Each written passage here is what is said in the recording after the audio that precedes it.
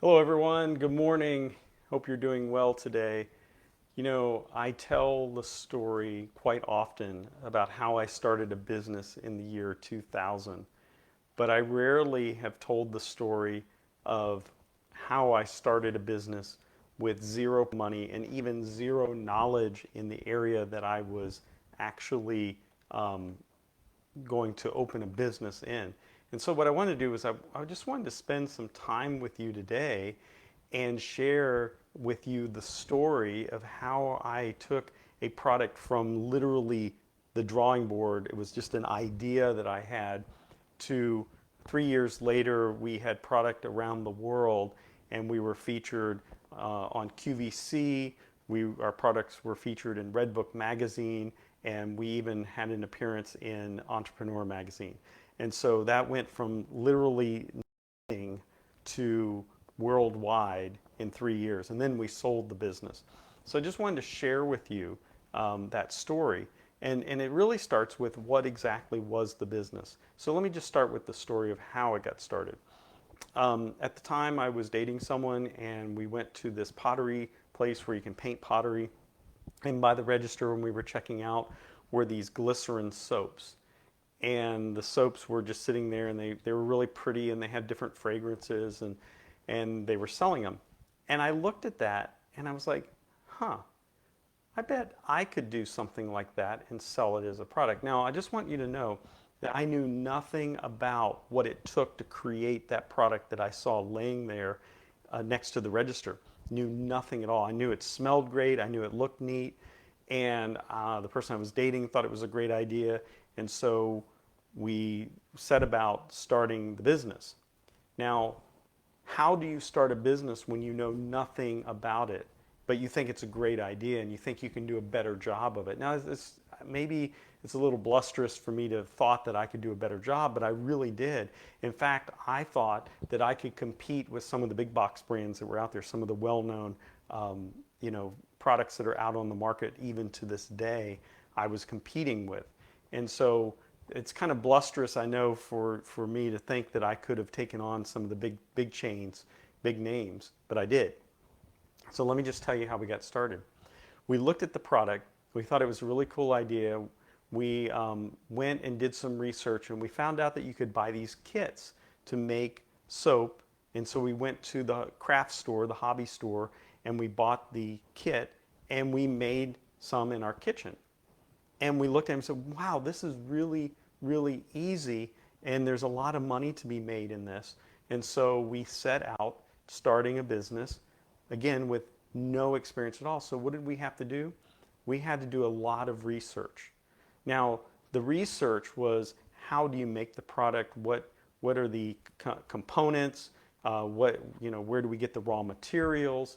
We did all of this research, and we set out to create a product line. We even came up with a name. We called it Nature's Soap Dish, and that was back when the kick for earth-friendly products was just starting out in the year 2000. We were actually ahead of the game on organics and all of that when we got to the natural and nearly natural product lines. And so we got started before that was even the big trend that it is now. But it wasn't just the products that we had to do research on. We had to understand who our competition was and what it was they were doing and how we could do that better than they did it.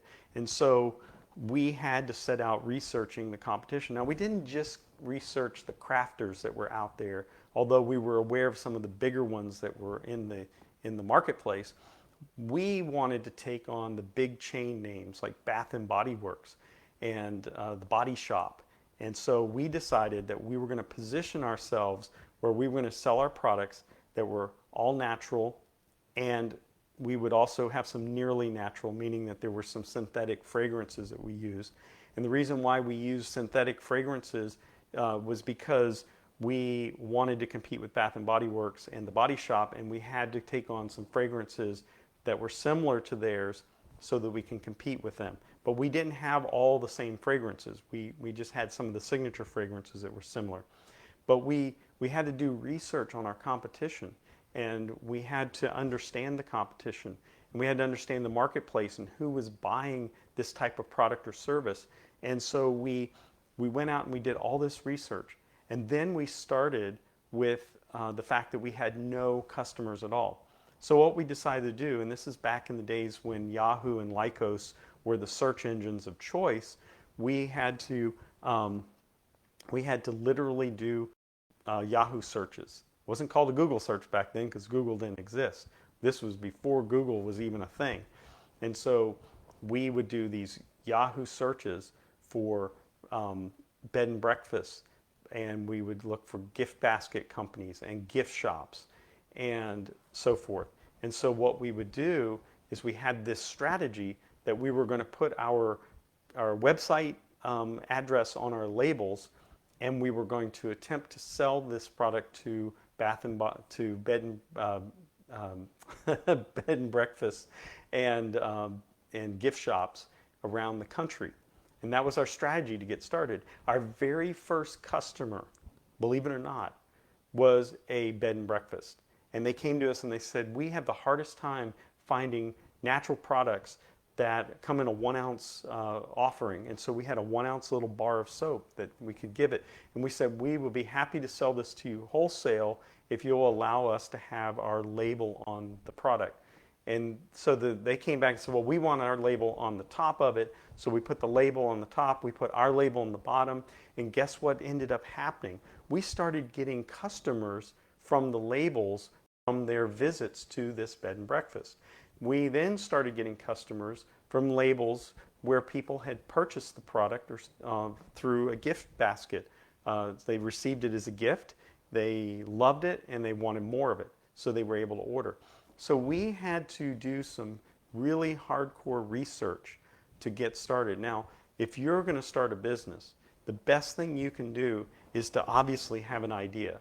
And the idea needs to be something that is innovative. It has to be something that is, if it's already in the marketplace, it has to be innovative and better than what the product is in the marketplace. You have to be able to solve a problem that exists in the marketplace, and that's what we did. We solved the problem that people wanted natural products and nearly natural products. And so what we did is we offered that to the consumer, and we did that for 3 years before selling the business. And we sold it at a profit, incidentally. Now, what happened to that business since then? It has gone out of business, not any doing of our own, but nonetheless, it was a really cool business idea. We took this product, it was just soap, little bars of soap that you used to shower with, and then we grew our product line to have bath gels and bath salts, and we had lotion, and also we ended up doing a line of candles.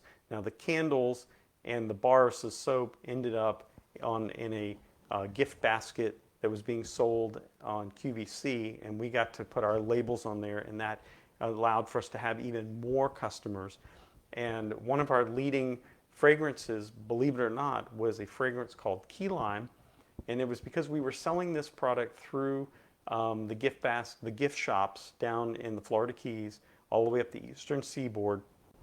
And so our second best fragrance was Orange Blossom, and then we had the peach fragrance because we were selling in gift shops in Georgia, in the state of Georgia and around there. In Maryland, we had cranberry and a lot of other really cool fragrances, and we were selling in gift shops. Now again, this went from an idea where we had absolutely no product, no customers, no money, and we started this with nothing, and we came up with the idea and we grew it to an international business. So I hope this story inspires you and encourages you. I would love to tell more of this story over time. Maybe I'll even show some pictures of some of the product that we had and share that with you. In the meantime, I would hope that you would like this video. Please comment on it. Give us a review. I'd love to hear from you. Maybe you have a business question. You can go ahead and drop that in the comments section. We'd be more than happy to respond to you. And above all, I'd love it if you would share this video with others that might need to be inspired excuse me, might need to be inspired by our story and help them in their entrepreneurial journey. I'm Dr. Foster, the founder of MaximumChange.com, where I teach people how to start and grow their businesses, and I'd love to help you. Hope you have a great day. See you very soon.